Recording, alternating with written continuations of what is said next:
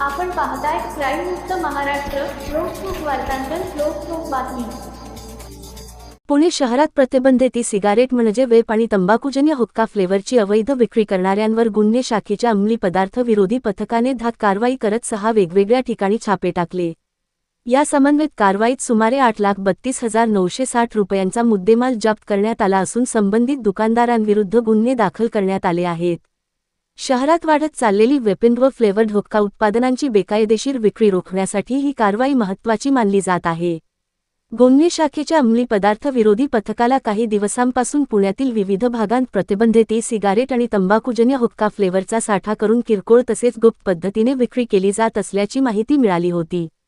या माहितीनुसार पथकाने गुप्त चौकशी, बनावट ग्राहक पाठवणे आणि देखरेख अशा विविध पद्धती वापरून खात्रीशीर माहिती गोळा केली. त्यानंतर नियोजनपूर्वक लष्कर, कोरेगाव पार्क आणि कोथरूड परिसरातील संशयित दुकानांवर एकाच वेळी छापे टाकण्यात आले. या कारवाई दरम्यान इलेक्ट्रॉनिक सिगारेट उत्पादन, आयात निर्यात, वाहतूक, विक्री, साठवणूक आणि जाहिरात प्रतिबंध अधिनियम 2019 अंतर्गत गंभीर उल्लंघन आढळून आले. लष्कर पोलीस स्टेशन आणि कोरेगाव पार्क पोलीस स्टेशन हद्दीत ई-सिगारेट वेब साठवून विक्री करणाऱ्या दुकानदारांविरुद्ध कलम 7 आणि 8 अन्वये एकूण 3 गुन्हे नोंदविण्यात आले आहेत. या कायद्यानुसार ई-सिगारेटचे उत्पादन, वितरण आणि विक्री संपूर्णपणे बंद आहे. तरीही आकर्षक पॅकेजिंग, विविध फ्लेवर आणि तरुणांना लक्ष्य करणारी विक्री पद्धत यामुळे अशा वस्तूंची मागणी वाढत असल्याचे तपासात स्पष्ट झाले आहे. तसेच कोथरूड आणि लष्कर पोलीस स्टेशन हद्दीत तंबाखूजन्य प्रतिबंधित हुक्का फ्लेवरचा साठा करून विक्री करणाऱ्या दुकानदारांविरुद्ध स्वतंत्रपणे 3 गुन्हे दाखल करण्यात आले आहेत. तपासादरम्यान जप्त केलेल्या हुक्का फ्लेवरमध्ये विविध सुगंधी व गोडसर फ्लेवर असल्याचे आढळले, जे विशेषतः तरुण पिढीला आकर्षित करण्यासाठी बाजारात आणले जातात. अशा फ्लेवर्समुळे तंबाखू सेवनाची सवय लपवून किंवा सौम्य वाटावी अशी बनवली जाते, परंतु आरोग्यावर त्याचे गंभीर परिणाम होऊ शकतात असे तज्ज्ञांचे मत आहे. छापेमारी दरम्यान पोलिसांनी एकूण 297 प्रतिबंधित ई-सिगारेट वेप उपकरणे आणि 895 तंबाखूजन्य हुक्का फ्लेवरच्या डब्या जप्त केल्या.